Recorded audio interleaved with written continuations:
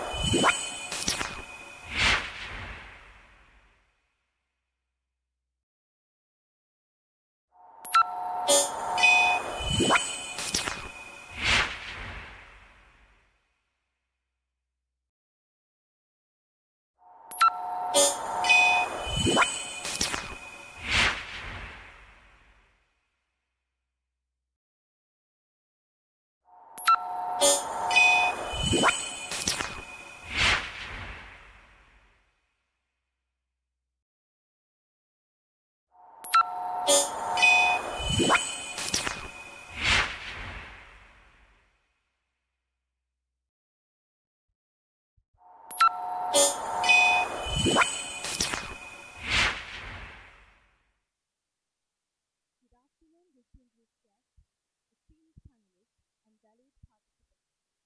It is my pleasure to welcome you to the multi-panel discussion series launched by Department of International Relations for the year 2025, Revisiting Sri Lanka's Foreign Policy. This series aims at creating a platform for IR scholars, practitioners, students to come together to discuss Sri Lankan foreign policy directions as we have reached the transformative period. As its first inaugural session today, we are proud to present this panel titled Sri Lanka in the Midst of Changing World Politics. Notably, this event is organized by the dedicated third-year honor students of international relations, reflecting their commitment and enthusiasm for fostering academic dialogue. We are also delighted to share that this panel discussion is being live streamed through Co-IR YouTube channel, allowing us to connect with a wider online audience. A warm welcome to all of you joining us virtually. Now, I have the distinct honor of inviting the head of the Department of International Relations, Professor Chamida Padmakumara, to welcome the gathering.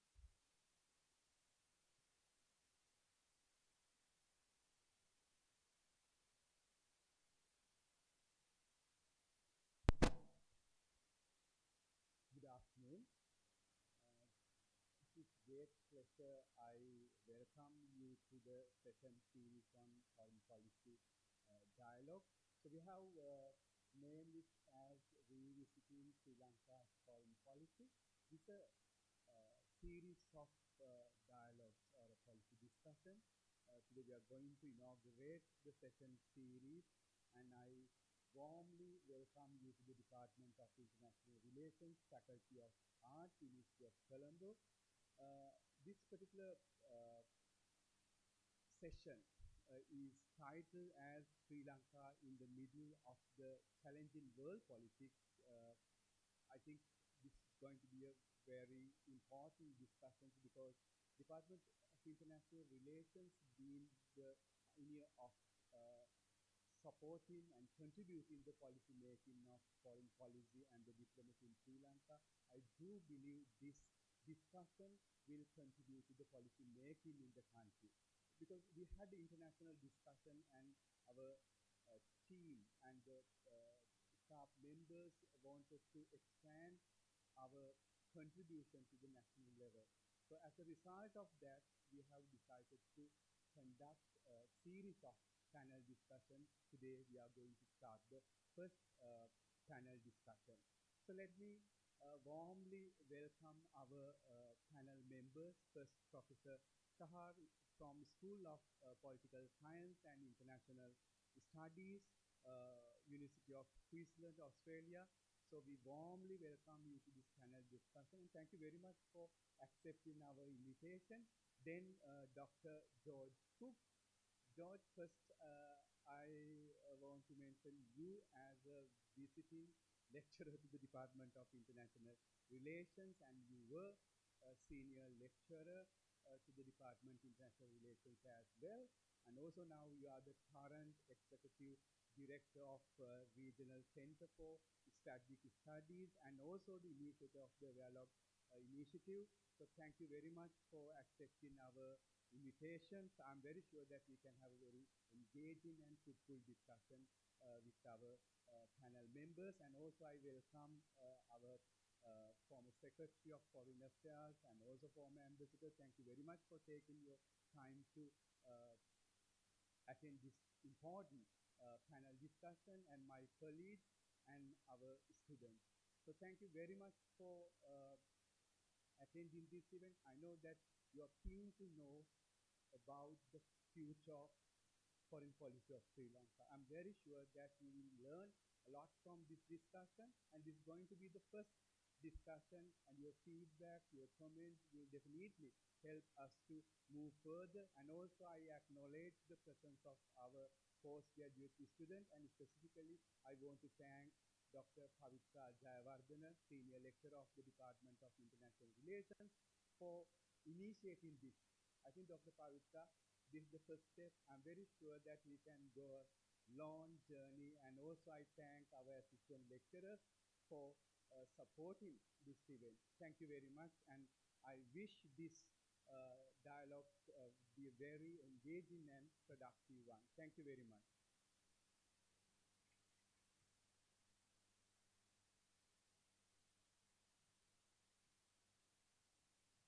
Thank you, sir. It is now my privilege to introduce our distinguished panelists for today's discussion. Dr. Pavitra Jayawardena, our moderator for today's discussion and senior lecturer in the Department of International Relations, University of Colombo. Professor Shahad Hameri from the School of Political Science and International Studies at the University of Queensland, Australia. Professor Chaminda Padmakumara, the head of the Department of International Relations, University of Colombo. Dr. George Cook, director of the Regional Center for Strategic Studies.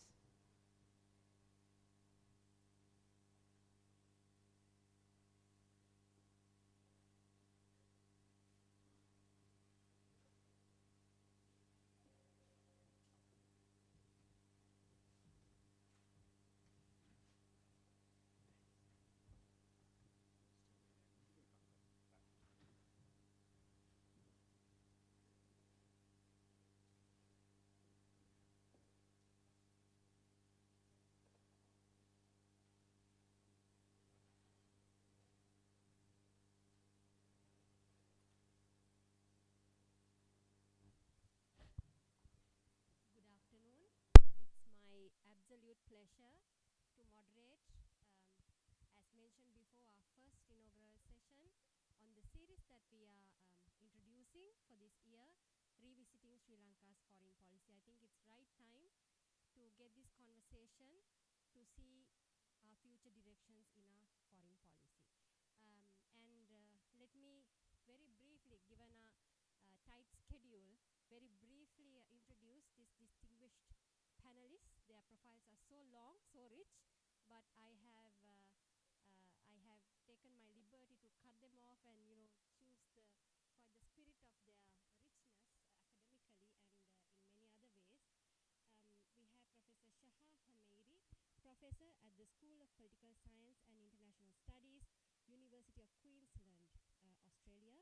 Professor Hameri is a political economist with diverse research interests, with a particular interest in the evolving nature of statehood and political agency. His work focuses on Asia and the Pacific. He has written extensively on rising powers, especially on China and global health policies, security governance, state building, non-traditional security, global and regional governance, and Australian development and foreign policy. He has received several awards, research grants, and fellowships. Among his latest publications are The Lock-Up Country, Learning the Lessons from Australia's COVID-19 Response, co-authored and published by the University of Queensland.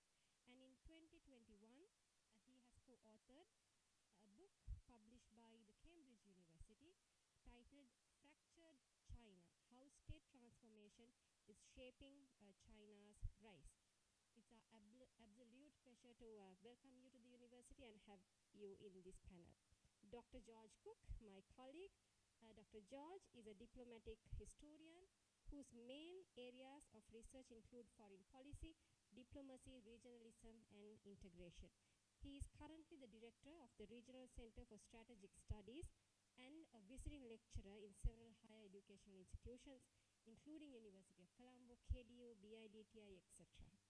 He is also the creator of the Avialog initiative.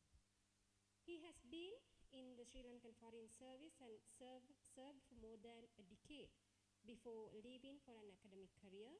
While stationed at the Embassy of Sri Lanka in Paris, he has also worked at the United Nations Educational, Scientific and Cultural Organization at UNESCO. Welcome and thank you for being with us today. And I'm not going to read out a long profile for our own head of the department, Professor Chaminda Padmakumara, who is an expert on the areas of regionalism, civil society, and international politics. So, welcome all of you for this panel, and let me also very briefly remind you the plan for our session.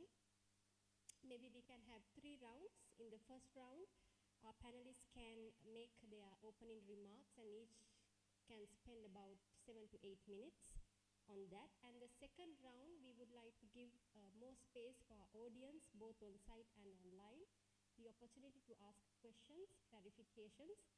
And then in the final round, maybe each speaker again can speak up to 3 minutes, 2 to 3 minutes to wind up the session. So we'll start with Professor Hameri. You are an expert on statehood, evolving statehood, and also the changing world politics and international order. It's a very interesting time that we are living in, and with COVID and many economic reasons, Ukraine and Israel-Palestine issue, Trump 2.0, terrorism, in multiple ways. It's a very challenging world. There are a lot of uncertainties in many ways for institutionalism, for this liberal world order. Would you like to provide us a explanation for what's actually going on in the international politics? Well, that's a... Oh, I'm going to keep it here, otherwise it's going to maybe blow your ears out. Thank you very much for the warm welcome to the department, and it is my absolute pleasure to be here. The title of the series is Sri Lanka's Foreign Policy. Now, there are other people who are much better qualified to speak about that issue than me, but in relation to the question that Pavitri just asked, and just in terms of my own research interests, what I'd like to do is try and situate, to the extent that I can in the short time that I have, some of the issues that Sri Lanka, or some of the potential trade-offs that Sri Lanka is facing right now in the broader context. It is absolutely a very interesting time, and there are many changes afoot, so it is quite possible that what I'm talking about now is going to be proven wrong in a year or two, or even even earlier than that, as we know things are changing very rapidly around us. But what I'd like to talk about is actually the nature of what we call competition in this emerging, what some people refer to as a new or second Cold War. this is how many people have come to refer to the rising geopolitical rivalry between especially China and the United States. Of course, the United States has had some allies involved as well, but of course they're not the only players. People have often talked about the role of India in this part of the world, and there are other countries and governments that are very active in other parts of the world. So the argument specifically relates to development financing. There is this idea, and I think this idea comes from perhaps a bit of a kind of limited reading of what happened in the First Cold War, about the kind of competition that is currently unfolding around the world and what that competition is offering countries like Sri Lanka. So basically the way in which people think about what is happening around the world right now is that as the United States and China are increasingly competing with each other, they are competing by trying to appeal to other countries and pull them into their own camps. They're trying to provide them with various forms of benefits. Some people call this public goods and so on, that are trying to attract followers and supporters around the world. Well, the argument that Lee Jones, my co-author, and myself have been coming up with, especially in relation to development financing, which includes things like foreign aid, but also less concessional forms of development support, and of course Sri Lanka has been involved in that for many years now. We're arguing that actually both of these powers, and on the one hand, it's not just the United States, but the wider range of quote-unquote Western donors are actually becoming less generous than they once were. They are increasingly converging as well, because we used to think that China has a very different model of development financing than the donors, the traditional donors, but their models are increasingly converging, but they're converging in ways that are less generous and actually provide less to countries around the world that are sitting in the middle of this intensifying rivalry. What is driving a lot of this is not so much, the attempt to win followers. I mean, there is an attempt to achieve geopolitical goals, but they are constrained and shaped by the domestic interests and institutions of these various countries, and consequently the outcome makes it a less appealing, less generous, less useful offer for other parts around the world, and that includes Sri Lanka as well, right? So this is the kind of pitch that I'm making here. I don't think I'm going to have a lot of time to elaborate on that, but we can maybe just run through that very, very briefly. So essentially, people have looked at the differences in the models between the United States and the other traditional donors, and China on the other hand, and have come up with a number of differences. If you look at the literature, they're noted roughly 5 differences. The first one is that while traditional donors' aid is very transparent, China's aid is very opaque, relatively speaking. The second one is that most of what traditional donors provide is in the form of what they call aid, or official development assistance, which is a form of development support that has very strict rules around that. It's meant to provide benefits to the recipient countries, and most of the development financing that China provides is a bit more commercial in its orientation and generally non-concessional. Historically also, this is another difference. There were very clear boundaries between, for traditional donors, what is considered to be aid and what is considered to be what they call other official financing, which is not aid. And these were tightly regulated, the boundaries between those forms of support. Additionally, the support that's provided by traditional donors often had conditions attached to it. A lot of the time they're seen as quite intrusive by recipient countries, whereas Chinese financing often came with very few strings attached, with very minor exceptions. And finally, often people say that the development assistance that's provided by the traditional donors comes with higher standards, if you like, on environmental, social, and other safeguards, and better sustainability standards, whereas China's not so much. So what we're arguing actually, and I can talk about that later on if people have questions, is that they're actually converging in all of these areas. There's been some convergence where traditional providers, traditional donors are becoming more like China in their development programs. But what is driving that, and I think this is really crucial, is the fact that they are unwilling to put greater fiscal resources, their own resources, into providing support, providing aid for developing countries. And because they're not willing to do that, but they're still trying to be seen to be competing seriously, they have actually changed the rules of ODA, of their aid, the way that aid is defined. They've changed this actually in ways that seek to inflate the value of the contribution, and is essentially engaging, if you like, in a form of deception. They're trying to make it look like they're providing more aid, whereas in reality they're providing less aid. China, on the other hand, has not converged on issues of transparency. Obviously, they've not done that. They still don't really distinguish between different forms of aid, whether they're more commercially oriented or not. They haven't done any of that. However, they have increasingly shifted away from their focus on providing infrastructure financing. This is, of course, a really big issue in this country. So they're doing a lot less of that than they used to. And the reason they're doing that is because the limits of this model were revealed when borrowers began to struggle to repay. Now, the reasons for that are several, and in some cases they're particular to the country involved, and I think there are some unique characteristics to the Sri Lankan story, but Sri Lanka is far from alone in struggle to repay those loans, and increasingly Chinese financiers have become far less willing to provide loans to other parts of the world. And as a result of that, they have also started to do more things that traditionally were associated with Western donors, do the kinds of development assistance things, capacity building, various forms of kind of smaller projects that are not really doing the big ticket infrastructure items that they used to do before. And in some cases, increasingly, they're attaching what they're doing to the United Nations Sustainable Development Goals.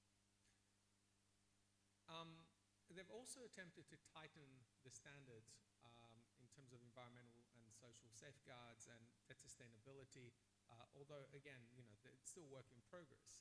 But fundamentally, and I'm going to finish on this because I know I don't have a lot of time, fundamentally, due to these largely internal constraints on these respective models, what we're seeing is not so much the two sides of this emerging geopolitical rivalry genuinely competing over the favors of the global south, but actually are offering less generous, less attractive offers to global south countries, and they're certainly not offering them models to choose from, because increasingly what they're doing is quite similar. And I think that for countries like Sri Lanka, and I'm going to finish on this point, I think we just have to get used to the idea that while there is some scope to which Sri Lanka can kind of exercise can use this emerging geopolitical rivalry in order to attract benefits from the different sides, that capacity is actually quite limited in practice. And maybe that tells us something broader about the nature of this geopolitical rivalry that's emerging right now. Thanks. Thank you so much, Professor. Actually, when we are launching this series, the first panel, when we were brainstorming the titles, what we actually wanted was to get a clear picture of the international order, and that you provided us with a great overview for the geopolitical rivalries going on, and the complexities, similarities, and the complexities of it. Thank you very much. Let us now move to Dr. George Cook. Dr. Cook, I would like to ask you, with this complex international order and changing various dynamics in international order, what is the role of diplomacy, in your opinion? Thank you. Thank you very much, Pavitra, for the invitation, and congratulations on this new series that is being launched today. Very timely. We have been through a very decisive start to this week. Globally, we have seen that. Sri Lanka is going through a change in terms of a new period that has arisen in this country. But at the same time, we're also realizing that people around the world are now becoming that much more conscious of the importance of foreign policy. It is not something that is left to the bureaucracy or the political leadership of a country to focus on only. We need to understand that foreign policy is everywhere. It is not only something that is limited to the Ministry of Foreign Affairs. It is in the Health Ministry, it is in the Education Ministry, it is in the Labor Ministry, it is in every ministry. There is no ministry that you can find that does not have a foreign policy element in it. This is where we as Sri Lankans have to start realizing that. Many countries out there have done it, they have realized it, they are maximizing their gains from it. And this is something that we are yet to do, but gradually it will be done. Now, when we look at speeches that are made, letters that are written, why do we, when we are doing research, why do we analyze those? Why do we go deep into it? Why does that become part of our research? You might not interact with the policy formulator. You might not know the policy formulator. You understand the policy formulator and the policy that much better by understanding what they are putting out. So that is where what they say officially, what they say privately, what they say in general matters. And that has got to be taken note of. Now I hope you all also watched what transpired, for example, on Monday night. You saw the official inaugural address. Now that is what will go into history. That is what will be preserved. Everybody will look at that. But also look at the speech that was made shortly thereafter, when the new president went to another part of the capital and he spoke. And there he made a very important point. He said, I want to share things which my wife and vice president asked me not to talk about. But me sitting in Dehiwala, I also knew what he was saying. So he was talking to, he said, friends. Yeah, he presumed I am also one of them. So this is where that was going around the world. Now we will focus only on the inaugural speech. There's a lot more. So that's just one example of how we need to really go in depth into understanding what is happening around the world. It might be something in South America. It might be in some part of Africa. It might be in some part of Central Asia. And very often we think we're far away from it. We have no diplomatic representation there. We have no embassy. We have no high commission. Hence, we have nothing to do with that part of the world. Of course we do. The planet is very small. This is not a huge place. Impact, ramifications, if anything, COVID taught us that. The way it spread, the way something that started in one place, the way it gathered momentum, it went around the world. I hope we have learned lessons from recent years. We don't have to look back into ancient periods. We're not looking centuries ago. We're looking at what happened in this decade alone. And this is where diplomacy is becoming that much more significant. A point that we have to realize, diplomats of the past had to be generalists. You had to know the political structure. You had to know tourism. You had to know tea. You had to know how to promote food, how to promote culture, how to promote music, dance, everything. In other words, you have to be a jack of all trades. But then what happens when you're a jack of all trades? You're also a master of none. Because you have to focus on so many areas. It's unfair to expect one person to grapple with every aspect of the diplomatic engagement between countries. And diplomacy is not only about political meetings. There is a lot more to diplomacy. Today, we are talking about different forms of diplomacy. Look at how diplomacy is evolving.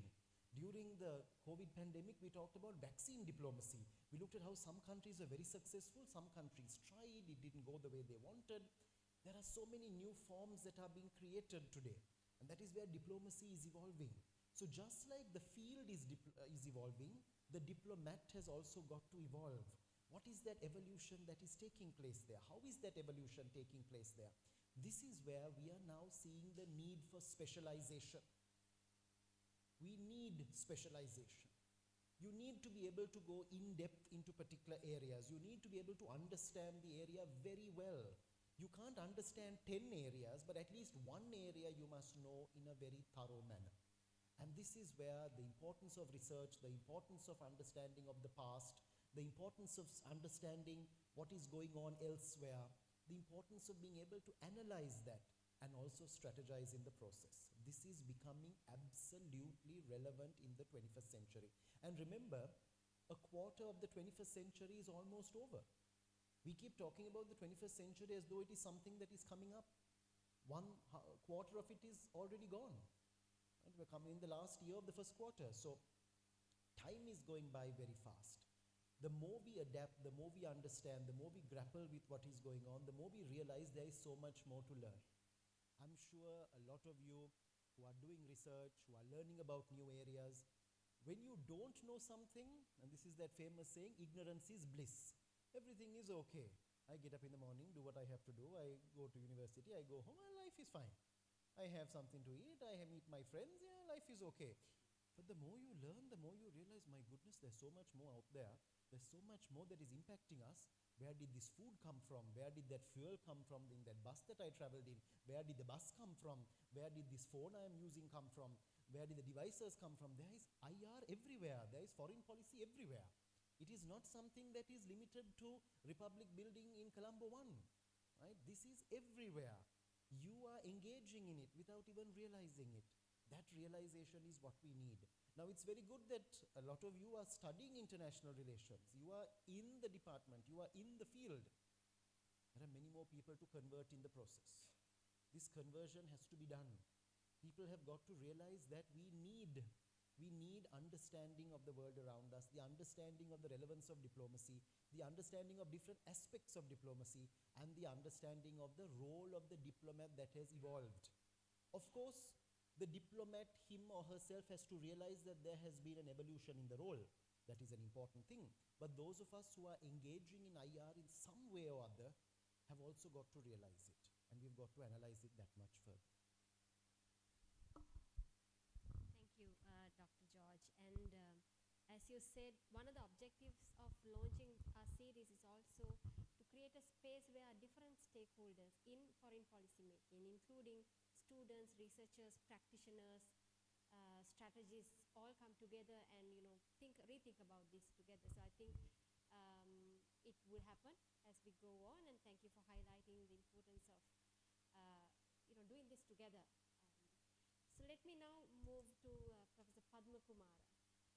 As an expert on regionalism and who has a lot of faith on integration, do you believe, sir, now Sri Lanka is stepping into a world with certainty in the sense that institutionalism is certain, or we are seeing a lot of examples that scare us, that the institutionalism that was based on this liberal world order is now shaken.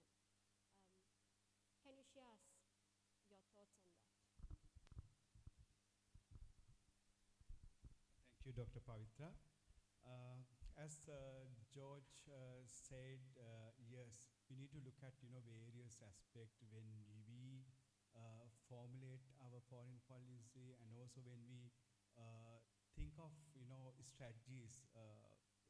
As all the panelists agree that we have to think of what we really want to achieve through our foreign policy. So let me begin my brief presentation saying that for me, every foreign policy is evolving. So you cannot see foreign policy as an end product. So whenever the changes come, so when the international environment changes, when you get external compulsions, you have to adapt and adopt different policies to make sure that you are getting the best out of your foreign policy. I think that will definitely help us to keep our foreign policy more effective and also more sensitive to the change in world, Pavitra. So that is what really we want to think of. So yesterday I was thinking about the public opinion, because we teach students there are two types of determinants, external compulsions and the domestic compulsion. Then I specifically thought of the public opinion. So do we have attention, enough attention given to public opinion? I am happy, Pavitra, today we are contributing and we are at least trying to shape public opinion. So if we share some valuable thoughts, and if we help the audience to at least think of any alternative, I think that would be the success of our discussion. So public opinion is very important. The problem is whether the policymakers take public opinion into consideration. So that is our problem.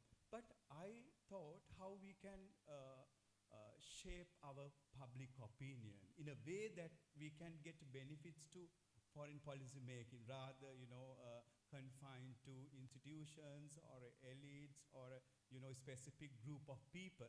So, very interestingly, some scholars have said that our problem is that we have individualized our foreign policy matters and the foreign policy making. So we need to institutionalize, we accept it, but how we can shape our institutional decision.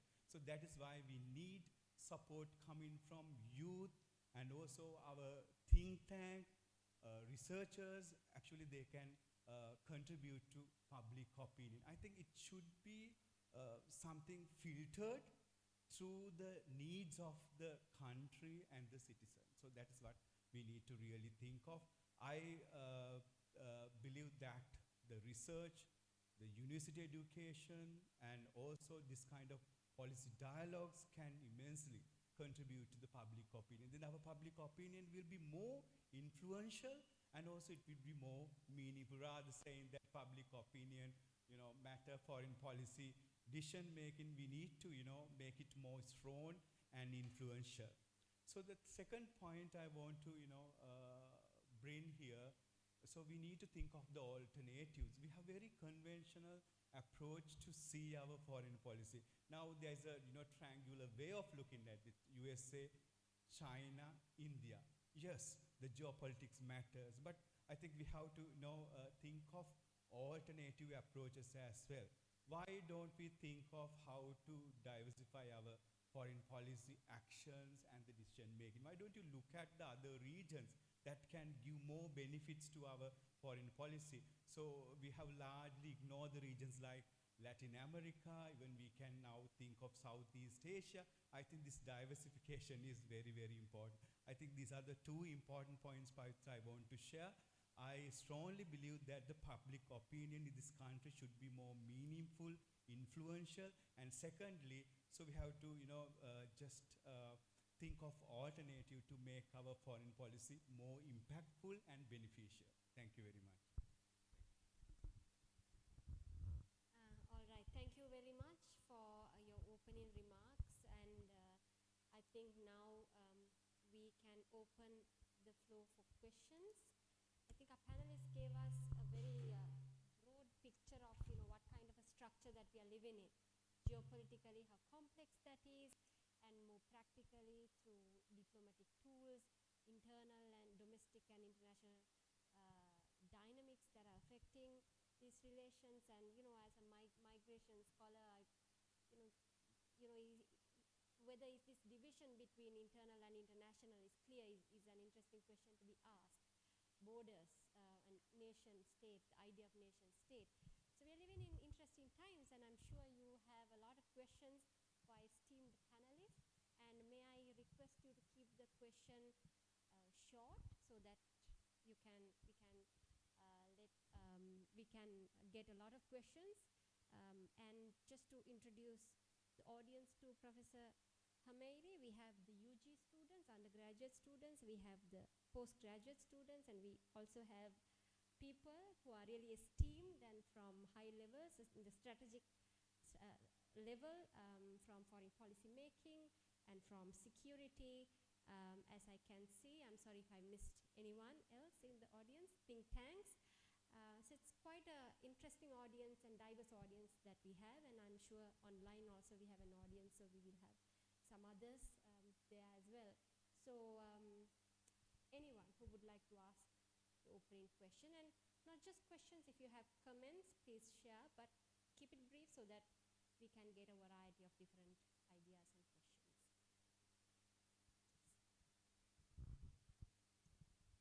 You can also very briefly introduce yourself. So I'm a fourth year undergraduate. My name is Gitmi Adhikari. So I mean, Dr. George said that we are like the first week of January and the second week was very like different foreign policies with the Trump inauguration and all. So we heard that Trump's external revenue policy will be implemented, and in light of China being one of their major importers like to the country, will that affect Sri Lankan imports that are being made from China? All right, I think both of you can answer that question, but shall we take two more questions and then start answering?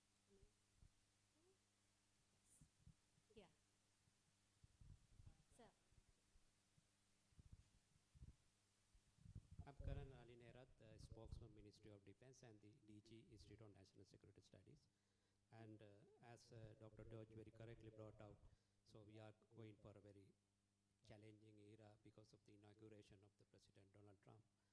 And I would like to ask from the entire panel, so our foreign policy, we have a challenge. So always it's going, it's taking up and down. So now we are in a kind of very challenging era because of the geopolitical tensions. Now it seems that now because of the inward action of the President Trump, now global is going to be divided like Russia and China and Iran, North Korea. So these countries are going to have a kind of different alliances. But Sri Lanka has diplomatic relations with those countries, so except North Korea. So how do you see and analyze the future challenges in the face of non-alignment foreign policy? So because now, for an example now, if we look at the Syria, so just after taking over the power, after fallout of Assad, the rebel leader al-Sara, within 1 month, the way he established his foreign relations with our Europe world, Middle East, and outworld was amazing. So being a rebel leader, he provided kind of message to the entire world, how you are going to tackle, how you are going to deal with different stakeholders, partners, how you look at our challenges in the face of non-alignment foreign policy. Thank you. Thank you. Thank you very much. We can take one more and then answer it and then go to another round of questions.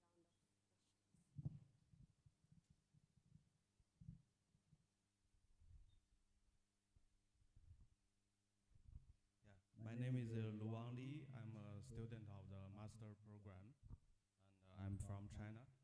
So, according to my recent observation, Donald Trump is forcing China to be on the table to restructure the international system, and I think he is planning to force China to accept the G2 system, because the last few decades we are discussing about the multilateral system, but according to some recent scholar opinions, Donald Trump is forcing China to set up a G2 system. So I want to know your opinions about if the world going to the G2 system, what are the challenges for the countries like Sri Lanka we're facing? And another question is, we can see some new appointment under the Donald Trump administration. The one key person is Scott Bessent, who is the secretary to the Treasury Secretary. And when we look at his background, he has worked for George Soros for many years. So we know George Soros did a lot of, how to say, they shorted the Asian currency during the Asian financial crisis. And also we can see the intention of the Donald Trump administration. They want to deregulate for the United States companies, and especially for the financial companies. So do you think the countries like India and Sri Lanka, they already notice this new dynamics? Because if we are facing another Asian crisis again, is there any predictions they already have it? Because a country like China and Thailand, we already faced the problems in the 1998. But recent years, I can see the India, the economy is increasing very much, and also maybe it's a huge risk for the South Asia countries in the future. But I want to see, do you think or have you seen any potential risk for this kind of area in the future? Thank you. Thank you. Thank you very much. So maybe we'll start with you. Thanks everyone for the great questions. So for the first question, I hope that I understood what you meant correctly, but essentially the United States under Trump is, well, it's not just under Trump, actually a lot of that stuff was happening under Biden as well, which I think is important to remember, but Trump has a way of saying out loud what people don't say out loud. I think that's the main difference, really, although there are some other differences that do matter. But in any case, the United States has for some time now not been particularly happy with the way in which the international trade system has been reshaped. Of course, it's been reshaped that way largely due to the agency of American companies themselves in the era of hyperglobalization, but increasingly that has been seen as a problem, especially as it has benefited especially China, which has been able to leverage that in ways that has made it far more significant in various technological sectors that are increasingly making it a serious competitor to the United States. So while the United States has moved in different ways to curb imports from China, that is absolutely true. For a while now, some countries have managed to benefit from the shift of basically Chinese companies have set up production in those countries, and they've been able to leverage that for their own growth. A good example of that is Vietnam, of course, which has received a lot of FDI. Also Thailand, from China to set up companies there that will be exporting to the United States, getting around the United States restrictions on imports from China. Whether that's going to continue working, and maybe Sri Lanka could benefit from some of that as well, I'm not seeing a lot of evidence for that yet, but that could be something that may emerge. However, the United States is increasingly, and this is again before Trump came into the White House, has been trying to prevent that.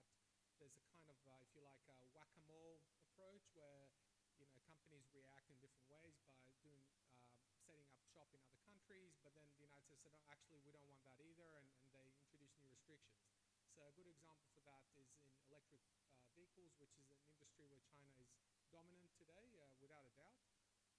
So then the United States government introduced restrictions on certain software, which means that even if you make the car in another country, you will not be able to export it to the United States. Under Trump, maybe being the kind of transactional president that he is, you might be seeing, and maybe I think that's where it's heading, a little bit more leeway, so Chinese companies would be, for instance, encouraged to set up their production within the United States, so then it will not be an export, and there'll be American jobs created as a result. So maybe that's where it's heading. What that means for Sri Lanka, honestly couldn't say, because currently it's not really been a part of that story, but maybe again it will be drawn in. Do you want me to keep going, or should we? Oh, okay, all right. Okay, so the question from the gentleman here from the Ministry of, I think that's a very, very important question. You mentioned non-alignment, so I'd like to try and push a little bit on that concept. So increasingly people talk about what's emerging around the world as new non-alignment or active non-alignment, and sort of bringing back that spirit of non-alignment. Multi-alignment, that's been used a lot to refer to India. Another concept that we hear a lot in Southeast Asia is hedging. That's another one that's kind of along the same lines. I think these concepts are a little bit limited, and in a sense are limiting in the way that we understand the present moment in which we're in. Because we are not in that post-World War II period. We are coming into this after 4 decades of globalization. So the world has become highly integrated in a whole range of different ways, right?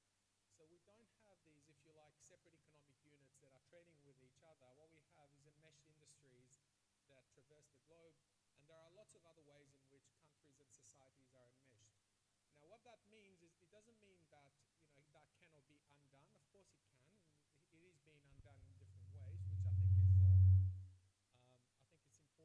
important to observe and understand. But what it means in terms of the way in which countries like Sri Lanka or any other countries are trying to engage with this rising geopolitical rivalry is that what we're seeing is not hedging, multi-alignment, or so on. What we're seeing is what we call poly-alignment, because these countries are not trying to disengage from geopolitical rivalry or disengage from the great powers. They're trying to integrate more, and with all of them, right? They're trying to do that at the same time, but that's emerging in a context where countries are already integrated in certain ways into, say, Chinese-dominated networks, US-dominated networks, depends on which sector you look. So you can see simultaneously a country having its, say, infrastructure built by China, its finance Wall Street, broadly the Wall Street dominated system, and all these things are happening at the same time, and they're creating very significant constraints on the capacity of government to manage the tensions that are emerging between these great powers, because they're already enmeshed with all of them, and there is no way out of it, in a way, right? So that's, I think, conceptually something that we need to get our heads around. Non-alignment is not really something that we can do anymore. It's not possible. So that's on that question, and the gentleman in the back. Yeah, so I think a lot of what you're suggesting in relation to Trump actually goes back to Biden as well. I think the United States under Biden, while it has tried to strengthen the United States alliance system, I should say, in Asia in particular, in a way that Trump was not doing as much before, I think that at the same time, the way in which Biden engaged China has already moved in the suggested direction, right? It's already moved to, in a sense, undermine the way in which the United States and China were coordinating a whole range of different issues previously, right? So I think that goes a bit further back than that, and it's obviously going to be reinforced under Trump. The difference, I guess, is that Trump operates, again, in a very transactionalist manner, so there is potentially for there's maybe room for clever Chinese diplomacy and policy making that could actually maybe get more gains away.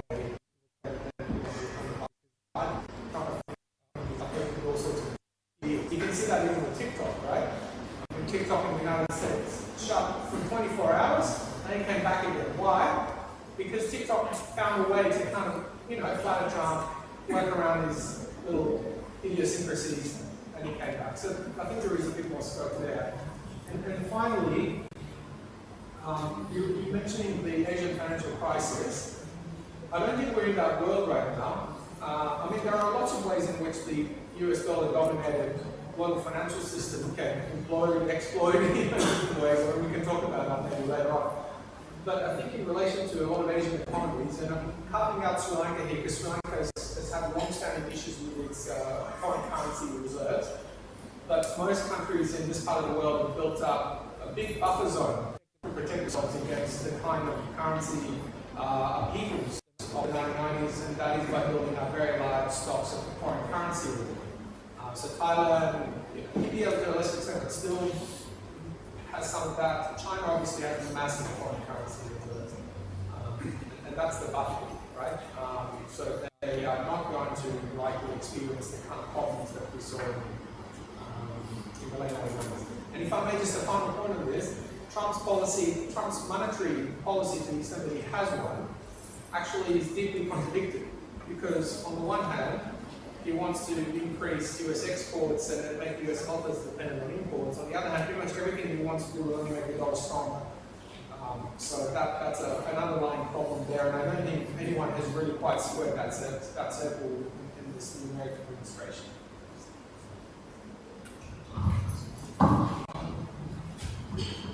Starting with what Ethne raised there, I think one thing that we probably have to be more concerned about is our exports to America and what's going to happen there and the rise in tariffs there, because that is our largest destination. The domestic focus there will impact us. So connecting that to what Juan raised at that point, if this is going to be the golden era in the United States, this is probably the platinum era in China, because this is an opportunity for China to go multilateral, go big time. Go into every international organization. There's a shortfall in the funding now. This is China's opportunity, and China will probably take that opportunity and use it to China's advantage. He has paved the way for that. The fact that they have pulled out the WHO. The WHO had Dr. Margaret Chan as the former head. Dr. Margaret Chan's appointment was also very interesting. If you go back to the early 2000s, the South Korean head of the WHO dropped dead one afternoon, and they needed a new head. And at that point, the Chinese candidate was put forward. And remember, the Security Council, the Permanent Five do not usually put candidates for head of an organization because they already have the veto power. But they put forward a candidate who received overwhelming support. And at that stage, so the WHO getting a lot of support from China. The WHO obviously China, just as international organizations do. I mean, the more of those acts that are being signed, if there are more multilateral institutions from which the United States is withdrawing, you withdraw, you're creating space for enter. A big and China will be they'll understand that. They're very low. So it's a paradigm for China. It's going to give a lot more to China in terms of opportunities on the international stage. And going back to the question about non-alignment, why did we have non-alignment at that point, and were we non-aligned? This is where we have to keep revisiting that question. Were we 100% non-aligned? We were not. Who was 100% non-aligned? No one was. It's a very good policy. It's an amazing policy. If you look at, if you have been in the multilateral arena, when you reach out to other countries in the non-aligned movement and you ask for their support for a resolution or against a resolution, the first question is, where do we sign? That's solidarity. That's an unusual form of power that has not been theorized. We look at theories of power based on what Joseph Nye has said and what scholars from one part of the world have said. We have not focused on another dynamic of power, which is moral power, which is sometimes indescribable. It's not based on ammunition, it's not based on force, it's not based on economic benefits, it's based on solidarity, support that we give each other. That's so unique, that's a very, very unique aspect of power that has not been studied enough, not reflected on enough. The height of the non-aligned movement has not been reflected on. I remember reaching out to a scholar in Malaysia who was focusing on non-alignment somewhere in June of one particular year. And I said, can we do a session, can we do a program? And said, I'm free March next year. I never contacted the person after that. That's non-aligned movement, quite unfortunately. Like if you're going to wait for another year to go by and talk about the issue, it's too late by that point. So this is where, obviously, those who were very much a part of the Cold War, I'm not talking about non-alignment. We were part of non-alignment, we are not talking about it either. Poor non-alignment is suffering as a result of that, and we don't realize the impact it had in the years gone by, or the decades gone by. But going forward, if we weren't 100% non-aligned then, are we going to be 100% non-aligned now? And who are we trying to not align with? We're sending the largest amount of our exports to the United States. We need to work with the United States. We're not going to turn away from it. Who's on the other side of this divide? I don't want countries on the other side. These countries are also working with each other. If you're putting on the other side, look at how close actually work. There's trade, there's no investment, there are things are happening, which is not in the public domain, which we don't talk about, which we don't see. So, in this new era, we might talk about how we are very much focused on either very nationalistic views of my country, making my country great, or making my country the most important force. Yes, people might do that. We might look at regions coming together. There are different options that we have. We talk about neighborhood first policies, we talk about the importance of regions, regionalism, but at the same time, we're also very conscious of the fact that the world is so fragmented now. There's so much happening in so many places, it's not a clear divide of this side and that side anymore, because those two sides themselves are working closely with each other. This is where there's a very interesting anecdote which comes. It was supposed to be said in confidence, but the fact that we're talking about it now is because it wasn't kept in confidence. When Jayajawardena was asked about non-alignment, he said there are only two countries, the United States and the Soviet Union. Those were the non-aligned countries.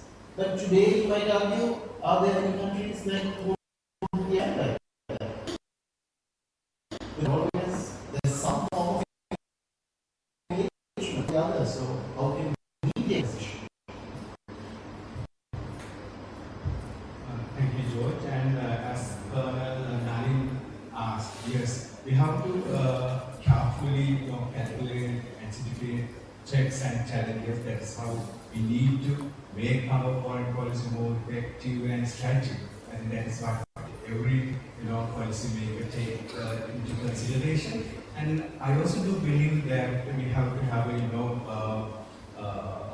re-examine our existing policies. So we need to evaluate whether we have made right decisions, so we can learn from the past. So I always think that the foreign policy is something we need to relate to past, present, and the future. So I think that's what you asked.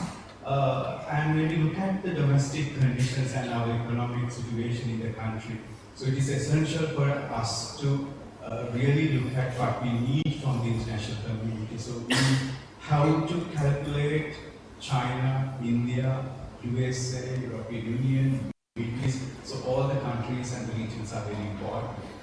So we have to, carefully navigate our policies, and also what we discuss, what we implement is very, very important. I think it's always good to have country-specific, region-specific, issue-specific, and also the overarching principles upon which we can build our foreign policy.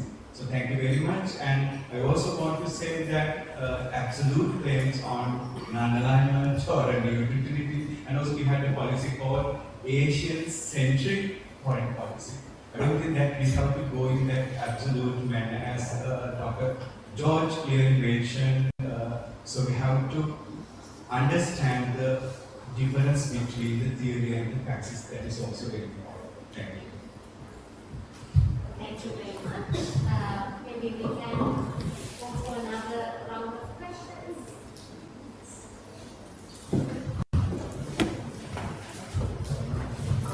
Thank you very much, and congratulations on this new initiative. I think very timely and will be of great benefit for all of us. I mean, also to understand what each other are thinking across professional areas, students, teachers, that kind of thing. I wanted to kind of focus on something which has become a very existential issue for Sri Lanka right now is, and I kind of mainly direct it to Professor, since you talked about you're an expert in ports, you must be also an expert on ships.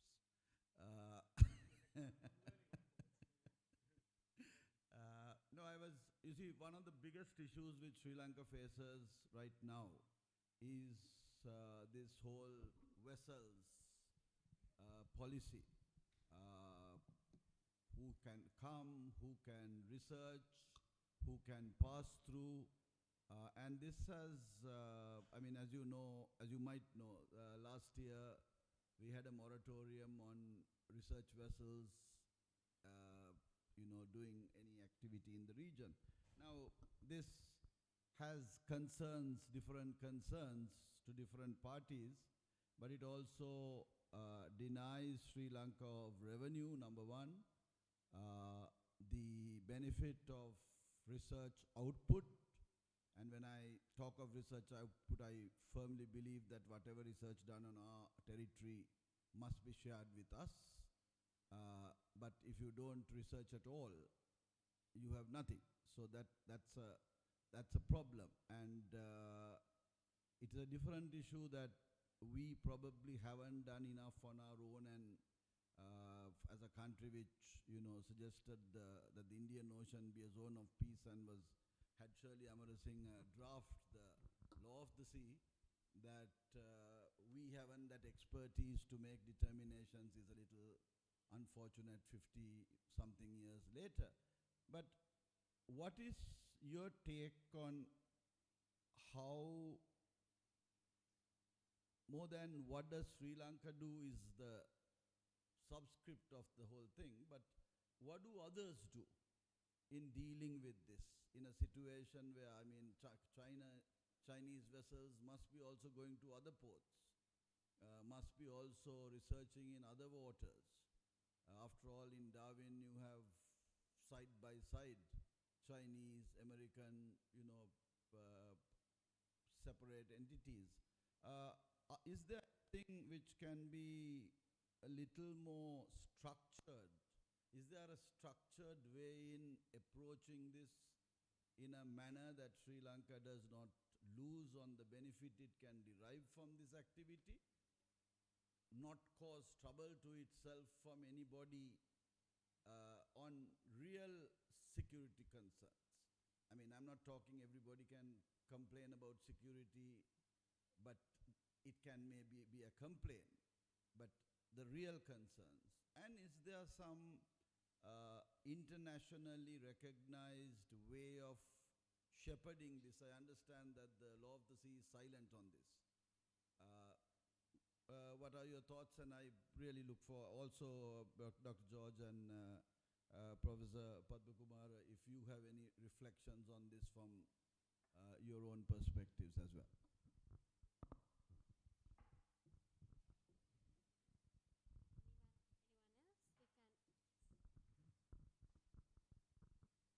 can. Good morning, panel. I'm Amasha Fernando, a second year undergraduate. So one thing that I've always wondered about when studying foreign policy was why isn't it actually people-centered?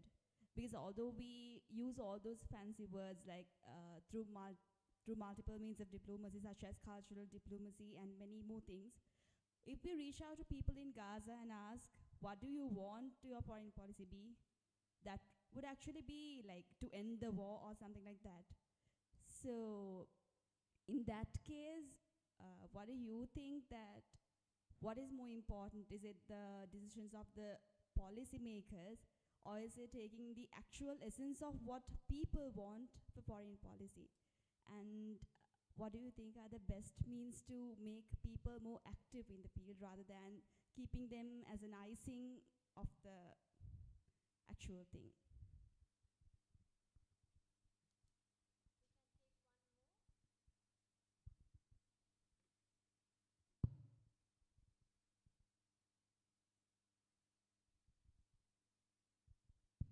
So I'm Udula, fourth year undergraduate.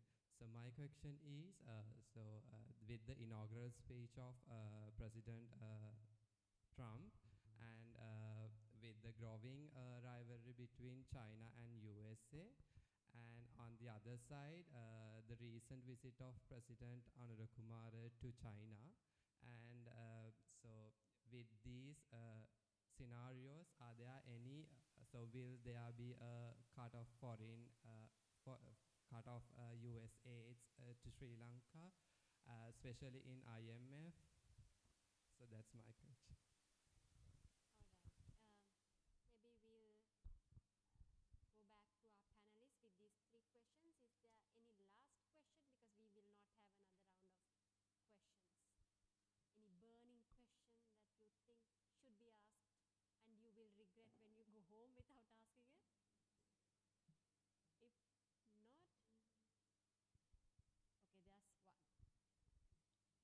So my name is Prasad. I'm from fourth year. I'm a fourth year undergraduate. My question very closely relates with Udula's question. In the inauguration speech, Donald Trump clearly mentioned or declared that he faced for a unipolar world order. By the way, the Russia and the China clearly they need to create a multipolar world order. So, as a non-alignment country, what is the stance that Sri Lanka should take in that international order? What is the place? What is the group that we need to stand for? That is the question of mine. Because in the internal problems, when we are considering our internal problems, we have rice problem and the economic downturn and the, all the aspects consideration. What is the place we are stand for? This is a question of mine. Thank you. That's kind of question that we are intending to ask in our last session. But thank you very much for bringing it up in this session. So maybe we'll start with you again, and then you can answer any question as you wish. Sure, thank you, and thanks for the questions again. Thank you very much. So the question from the professor here, I think that's a very important one. I think there is a structured way in some countries of dealing with these issues, but the structured way may not necessarily be one that is open to anyone to turn up and do research. In Australia, I can speak to that because I'm quite familiar with the context. The government has introduced a raft of legislation and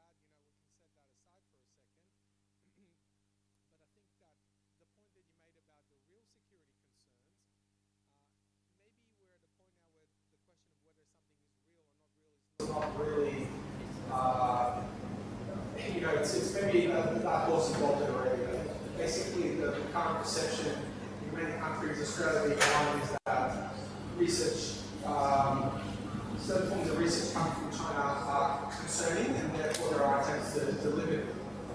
In some countries, maybe that is not the case. I think they're trying to find a bit more of a middle path, right? So I think that politically we're at the point now where essentially in Australia, it's not really the issue whether it's real or not real. I think the perception is that we need to align ourselves with more closely with the United States and avoid certain forms of research. But the mechanisms are there. I mean, technically, you could follow the process and maybe have certain forms of research approved, but it does generally limit, in some cases or many cases, people's willingness to pursue certain forms of research. You mentioned the Port of Darwin. The Port of Darwin is another question. I have a feeling that at some point that lease is going to be out, but at the moment it's still ongoing. And the Australian government will still have control fundamentally over what kind of ships that dock in Darwin, even if it's run by a Chinese company, right? So it's not something that the Australian government conceded, just as the Serene government was not conceded that right over ships coming to say port of London product, right? There's not even just out there. Now, yeah, so the question about diplomacy is not people saying, maybe I'll leave that one largely for George to answer, but I think it has a lot to do with the nature of the state and the nature of who the state represents. And I think that is a very big question that goes to the very heart of politics and agency and institutions. I think I can stand here all day and talk about it. But it is the case that in most cases, states generally represent more of the interests of most societies, right? I mean, not just parts of the world as well. I might just go to the question about what stand Sri Lanka should take in the context of basically growing geopolitical rivalry and an emerging multipolar order. It is very clear that the Australian government doesn't want to pick its sides. It wants to get the benefits available from everyone. It wants to continue engagement with the United States, China, Russia, everyone, right? I mean, that's been clear. But whether the Australian government will be able to continue pursuing that approach, I think would depend not so much on what Sri Lanka wants to do, but potentially on what others are going to force it to do. I think that the main player here would be India. You know, the Indian government increasingly sees certain forms of investment in Sri Lanka as unacceptable. Maybe will put increasing pressure on Sri Lanka not to accept them. It could play out in different ways, but I think that would be one to watch out for. But there's only a limited extent, and I mentioned that before, in a world that is already highly integrated, there is a limited extent to which you can pursue new policy avenues that do not upset what you've already got. Someone mentioned the IMF there. Sri Lanka remains reliant on the IMF, so there is an extent to which it's unable to, upset the United States relations too far, right? I mean, it's if it loses the support of the IMF, currently it will be unable to meet its external obligations. So I guess I don't have a good answer to this. I don't have a particularly hopeful answer to this because I think that the scope to move is actually shrinking for a lot of countries because of that intensifying rivalry between these different players. So in a world that was more open, that was more globalized, I think you have a bit more room to move, but that room is increasingly under a little small. Starting with the point that Ambassador Alison raised there, talking about the moratorium and what happened there, we've been told as a committee that's going to be established as soon as time and come up with recommendations. When is the committee going to be appointed? When is the committee? What is the duration of the committee's meeting? When are they going to give their final report? When? This year? Next year? They don't know. We told that last year. Last year, at the beginning of December, when we had the media questioning the ministry, the response was 31st of December, there's some time. We can't decide on the 31st morning as to what we're going to do that night. But the moratorium has lapsed. Now, during that 1 year, what did Sri Lanka do to this field more. Now, India said India had a problem with these research vessels coming into our waters. Did we ask India to explain to us, train our people, give us technology to understand these vessels that much more? No. I don't know. As a member of the public, in the public domain, there is nothing about what actually transpired in this 1 year of the moratorium. It was just a gap. So yes, we lost revenue. Yes, we lost opportunity. Yes, we lost research. How much of the research we actually get is another question. So what they can do in this year, nobody talks about that. So this is where we have got to push for answers. We've got to know if there's going to be a committee, what is the timeline the committee is going to get to meet, to discuss, to sort out, and to provide that. The SOP currently stands, but when will that be changed? Will that be changed? How will it be changed? Because countries out there want to know. Countries out there are confused as to, can we go into Sri Lankan waters? Can we not go? We don't know what to do. There's a lot of confusion out there. This is not only Chinese vessels that we're talking about. The other countries' vessels also that we want to come into our waters. There's also research that we would want to do with other countries in our waters. So, on one side, we need to know when this committee is coming, when the output is coming, and what decision we will take thereafter. But then connecting that to what Amasha raised about how people-centered is it. Now, you saw on the 22nd of September, Sunday, President-elect Kumar Dissanayake is coming out of the party headquarters. A journalist jumps forward and says, what kind of government will you leave? And he said, a people-centered government. That was all he said. And he got into his vehicle and he went to the Elections Commission. Very important message there. Look at what President Trump said. He has told the Republicans, he has told his party, I have traveled around this country, I have heard the people. I know what the people want. We might be astonished at some of the statements, etc. But as you said, he says things that we sometimes only think. He will actually put it in words. And there is a silent majority who think, yes, that's not personal, that's not provided for him. He's doing what he wants. And so there are people who will do that. So this is where it has to be people-centered. Going forward, it has to be people-centered. But the difference is this. Do the people know what they want? Do the people understand what is going on? Are the people talking about that? Now, last night, the president was on a discussion that went on for 2 hours. Must have gone on for longer. How much of foreign policy was discussed in that? How much? The questions. How much did they go into his visit to India, his visit to China? How much was he quizzed on it?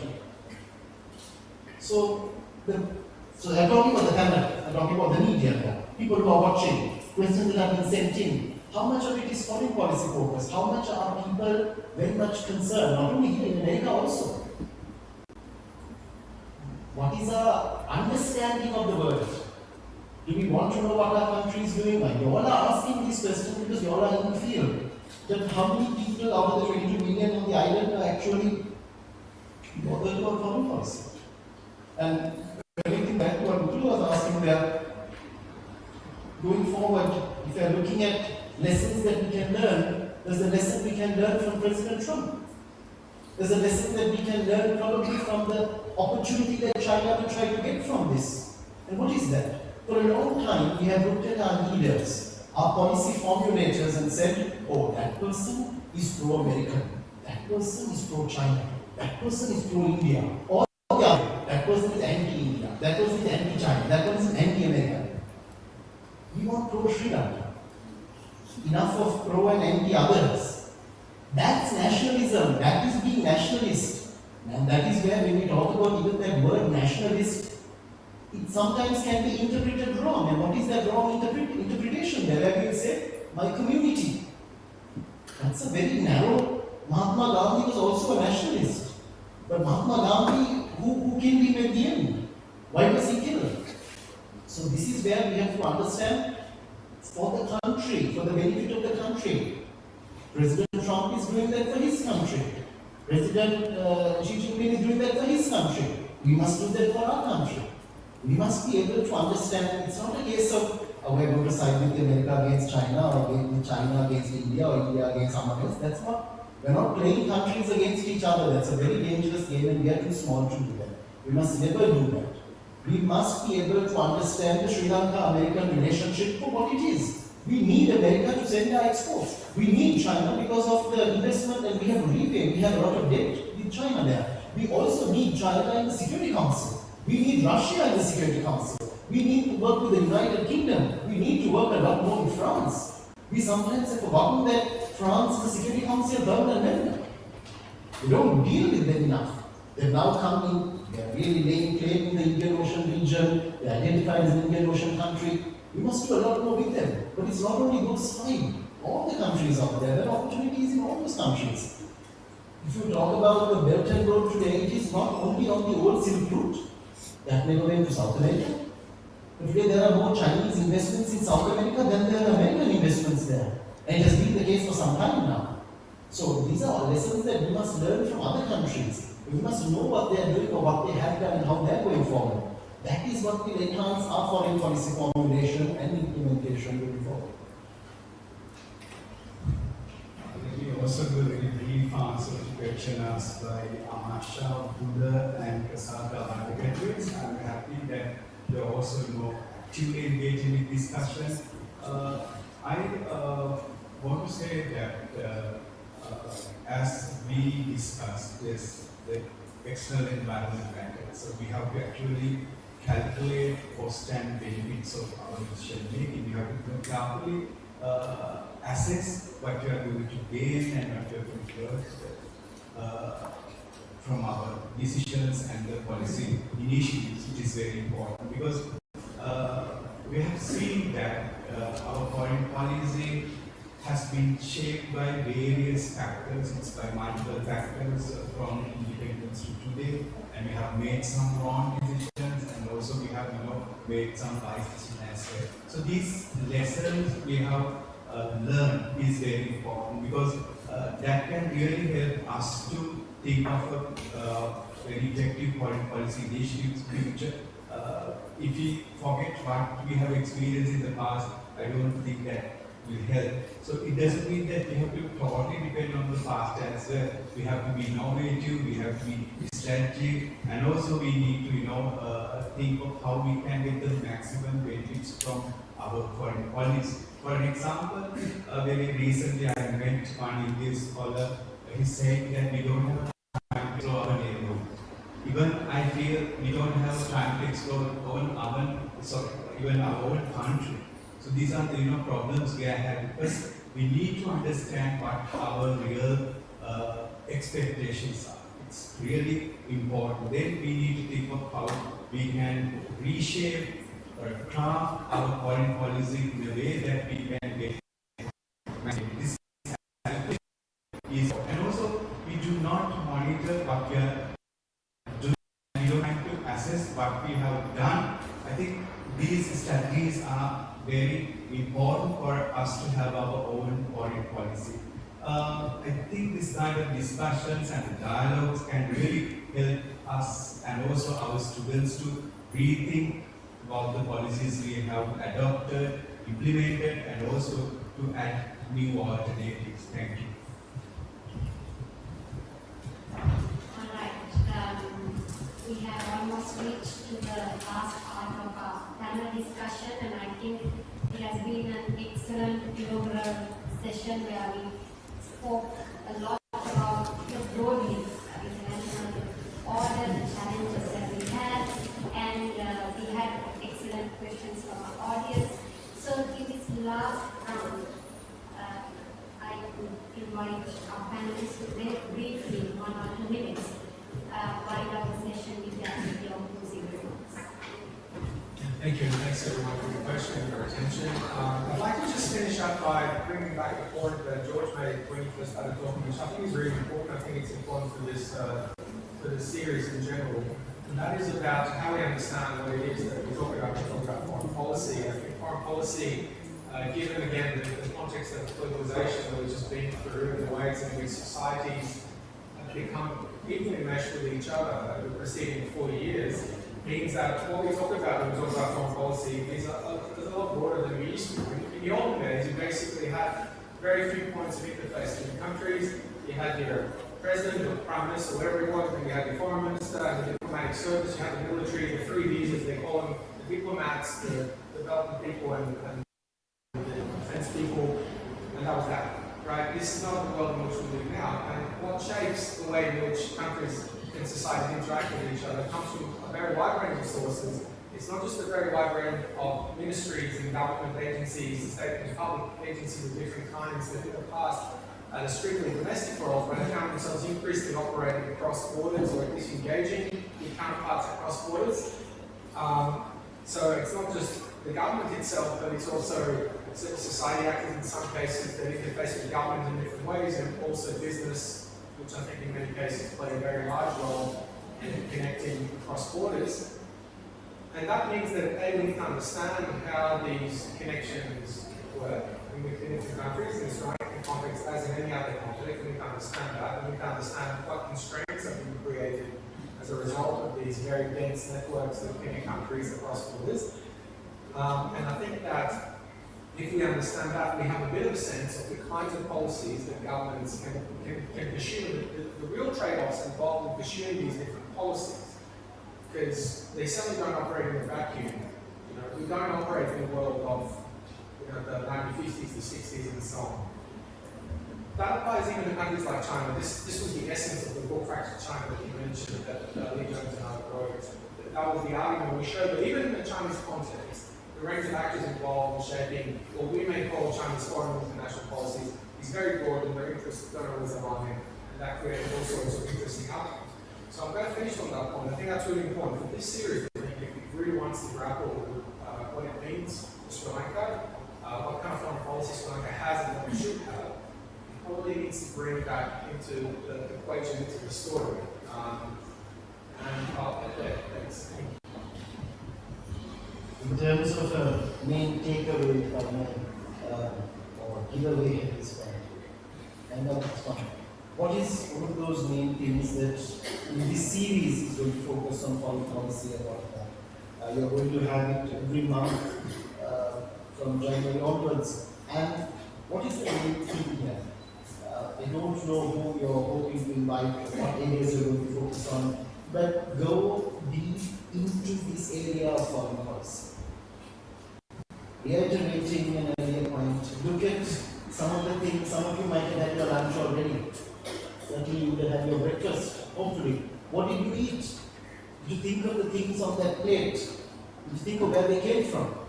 Look at the devices that you're using. Look at some of the vehicles, or not some, all the vehicles that you're traveling in. Look at the fuel that goes into those vehicles. There's IR all around you.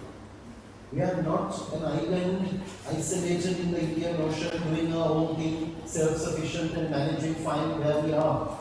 We might think that, right? If you are doing that, if you are capable of achieving that, if you walk here, if you're using the facilities which have obviously got a foreign dimension to it as well, there is no one who is left out of this equation. That is where we need to realize that. But it's not only that realization, it's also going further in depth into the subject, analyzing, understanding, not looking at the surface only. That depth is very important. Into any area that you go into, remember you need to understand the nuts and bolts in the subject.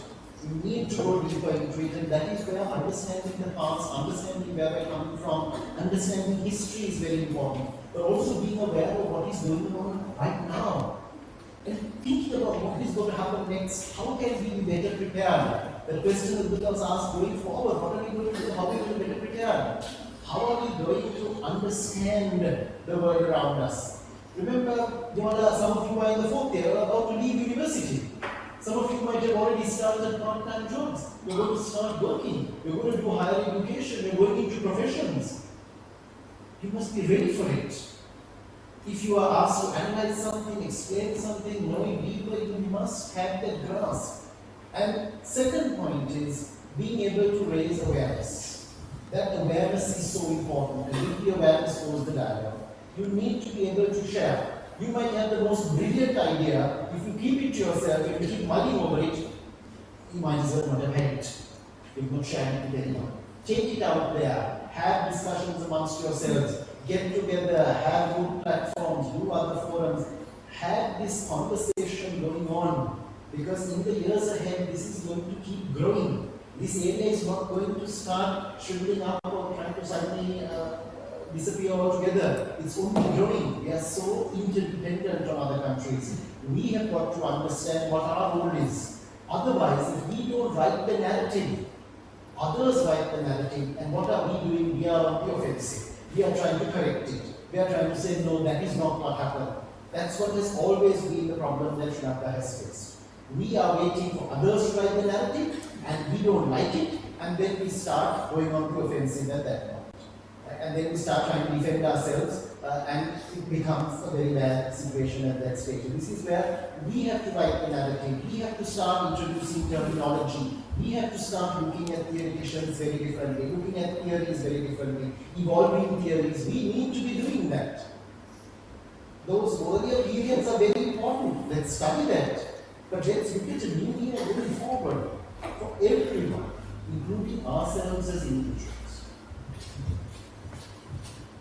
Yes, to conclude, I would also like to suggest that Sri Lanka should adopt a constructive foreign policy, rather saying that we are going to, have one policy that has very close, excessive relations with one country.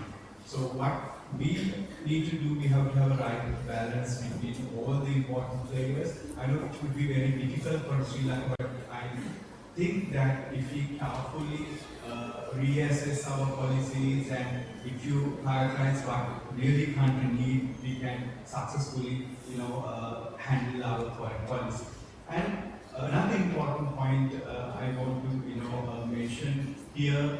Our foreign policy is not something that we can understand as something very static or as I said at the beginning. So it really should address our national interest, and we have to carefully navigate with our foreign policy by safeguarding our national interest and also national sovereignty. I think it's going to be a big challenge, but it doesn't mean that we have to compromise with our territorial integrity, independence, or sovereignty when we deal with other countries. I think that should be one of basic pillars upon which we have to build our foreign policy while serving the interest of the nation. Thank you.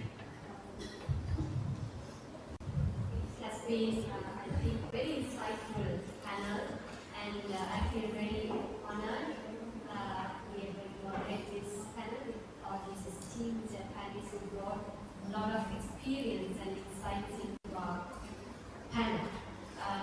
And I think with launching this series, what we are also trying to do is to make Sri Lankan foreign policy more people-centric, but provide a space where different people can come together and we think about foreign policy, because inherently foreign policy has been a domain in elite, decision makers. So we hope to continue this series with all of you, and I thank all our panelists, Professor Hamedi, professor at the School of Political Science and International Studies, University of Queensland, Australia. Thank you very much for giving your time in your very tight schedule in Sri Lanka. Dr. George Cook, the director of the CSS, thank you very much for your participation today, and our very own head. Thank you, sir, for the support and helping us to have this panel today. With that, we conclude the panel. Thank you for being a very active audience, both on site and online. Thank you so much.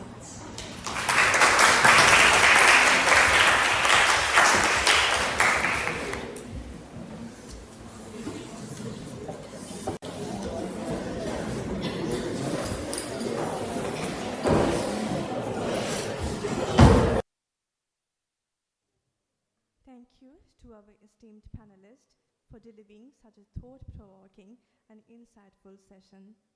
Let's take a moment to express our heartfelt gratitude to our distinguished resource persons for their invaluable contributions.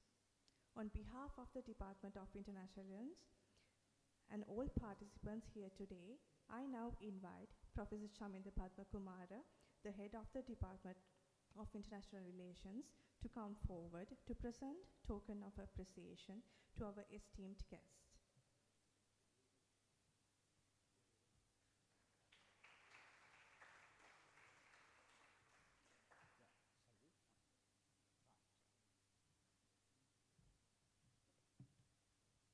Professor Shahid Hamedi from the School of Political Science and International Studies of University of Queensland. Sir, we kindly invite you to come forward and accept our token of appreciation. Dr. George Cook, Director of the Regional Center for Strategic Studies. Sir, we kindly invite you to come forward and accept our token of appreciation.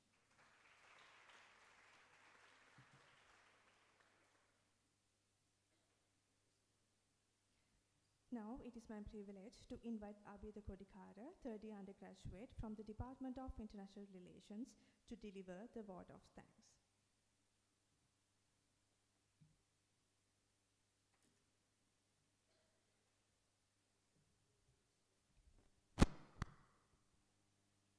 Good afternoon, everyone.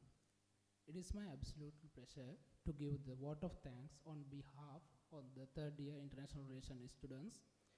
It is our responsibility to give the heartfelt gratitude for the everyone was the backbone to our success.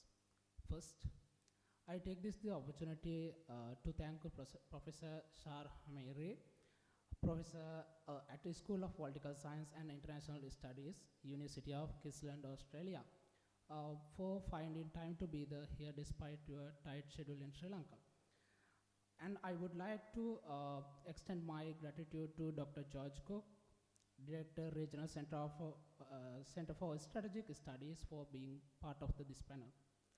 I also thank Professor Chaminda Padmakumara, Head of the Department of International Relations, our guiding light, for all your support to make this initiative reality. Thank you for being with us today. Let me also thank all the staff members of the department, Senior Professor Naili Melagoda and Professor Manisha Vanasinghe Pascoe, and Dr. Manik Wakumbura and Ms. Krishant Vimalasiri for your unwavering support to all us.